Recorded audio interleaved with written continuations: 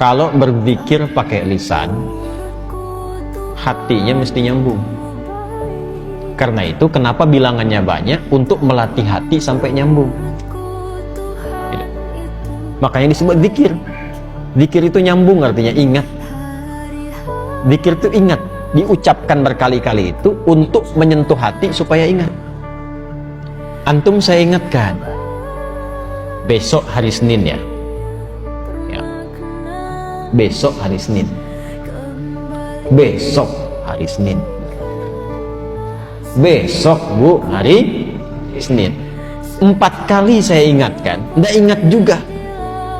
Itu kalau bahasa Jepang itu tong teingen namanya. Masa 33 kali nyebut nggak ingat juga? Maka dari itu ulama itu karena tajam hatinya, firasatil mu'min haqqa, firasat orang beriman itu kalau semakin dekat dengan Allah semakin tajam. Lihat si fulan datang ingin perbaiki hati, ya, oh, udah kamu istighfar aja 100 kali.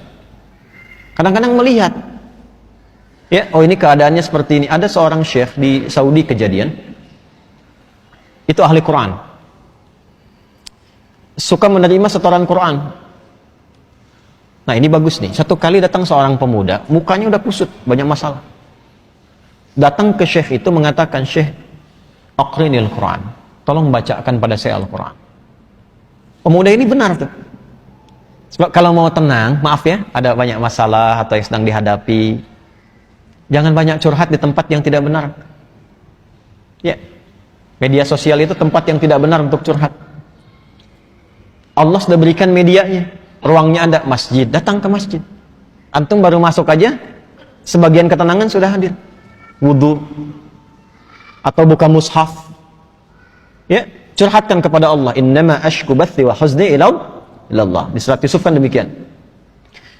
Anak ini datang ke masjid, udah benar, datang ke syekhnya, teh tolong bacakan Al-Quran kepada saya, ingin tenang. Kata syekhnya, saya sedang nerima murajaah ini dulu, kamu ambil wudu, sholat dulu 2 rakaat di situ. Nanti setelah selesai saya bacakan kepada kamu Al-Quran. Ini kisah nyata. Dan dia ikut. Makanya kalau guru katakan, ikut saja sepanjang guru itu thiqah. Jangan banyak tanya. Kalau gurunya thiqah, sanad ilmunya tersambung pada Rasulullah, udah sami'na wa ata'na, bukan sami'na wa nanyaina. Kalau gurunya thiqah, itu thiqah. Makanya di Timur Tengah itu ada kualifikasi, ada ustaz, ada da'i, mubaligh, ada alim, ada mufti, ada qadhi. Kalau mufti sudah ngasih fatwa, jangan ditanya, itu aib. Apalagi ilmunya nggak nyampe. Ya, cuma problemnya kan di kita disebut ustaz semua. Sehingga sulit bedakan mana yang thiqah, mana yang tidak thiqah. Tapi kan kelihatan dari kapabilitasnya, latar belakangnya macam-macam. Kalau ada orang thiqah, ikuti. Itu diikuti wudhu beliau, langsung ke bagian terdepan sholat, saf depan. Nah, si guru ini ketika melihat itu, sengaja agak dilamakan tuh yang merojaah, tambah lagi, sampai 30 menit. Ya, begitu selesai si pemuda itu sholat 2 rakaat, dan dia menunggu sambil baca Quran, dia baca, dipanggil oleh syekhnya setelah selesai. Ta'al. Begitu datang, sekarang sudah selesai, saya ingin bacakan pada engkau Al-Quran. Apa kata anak muda itu? Sudah syekh, saya sudah merasa enak sekarang, terima kasih katanya. Tidak jadi dibacakan Quran, langsung pulang. Muridnya penasaran, syekh, apa yang terjadi? Perhatikan baik-baik, jaga kalimatnya ya. Perhatikan baik-baik. Saya melihat ketika dia datang, itu rohnya sedang lapar.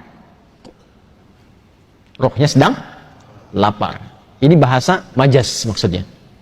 Karena saat masuk tadi, mukanya itu kusut. Tapi begitu dia sholat, baca Quran, datang lagi mukanya sudah cerah. Kelihatan. Orang kan kalau punya beban, dengan tak punya beban, dari wajah kelihatan kan? Ya? Jawabannya sederhana. Saya melihat rohnya sedang lapar. Nah, di tubuh manusia itu kan ada 3. Ada fisik, ada akal, ada roh. Masing-masing butuh makanan. Fisik, makanan pokok. Ya, habis ini misalnya ada sarapan berjamaah. Kalau ada. Bisa. Nah, itu untuk fisik. Untuk fisik. Ya. Ada yang untuk akal. Itu ilmu. Iqra bismi rabbikal ladzi khalaq. Afala yanzuruna ilal ibili kaifa khuliqat, atau afala yatadabbarunal Quran. Ngaji, belajar itu untuk akal.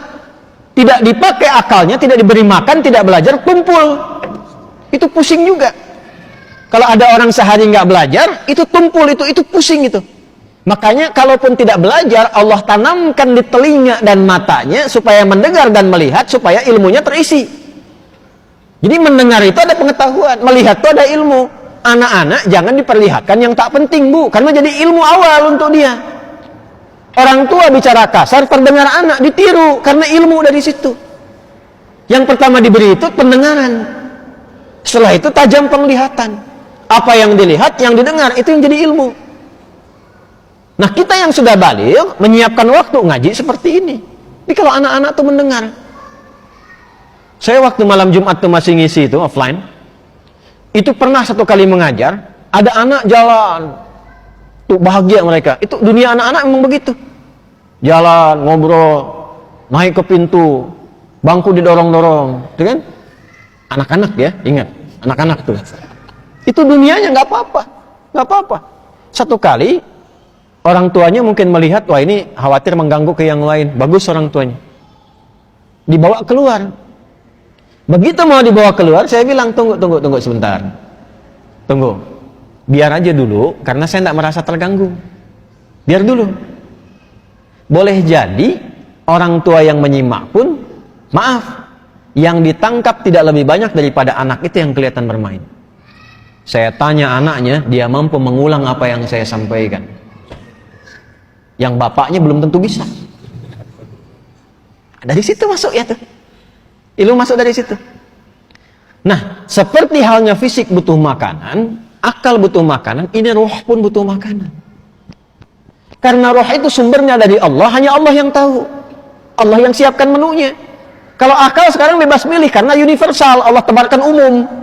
Makanya jangankan yang muslim, yang non-muslim pun bisa belajar, bisa pintar juga. Makanan universal. Jangankan yang beriman, yang tak beriman pun makan juga secara fisik. Tapi roh ini nggak bisa dicari. Allah hidangkan langsung, karena sumbernya langsung dari Allah. Quran surah 17 ayat 85. Yas'alunaka 'anil ruh, qulir ruhu min amri rabbi. Roh itu dari Allah. Karena itu menunya langsung Allah berikan. Itulah menu yang terkumpul dalam ibadah. Salat, baca Quran, itu semua itu kebutuhan roh. Jadi kalau nggak salat, gelisah rohnya. Cari terus gitu. Meditasi apa macam-macam, cari. Karena nggak dapat bagiannya. Syekh itu mengatakan, itu rohnya sedang lapar. Begitu diberikan makanannya, kembali sehat. Demikian.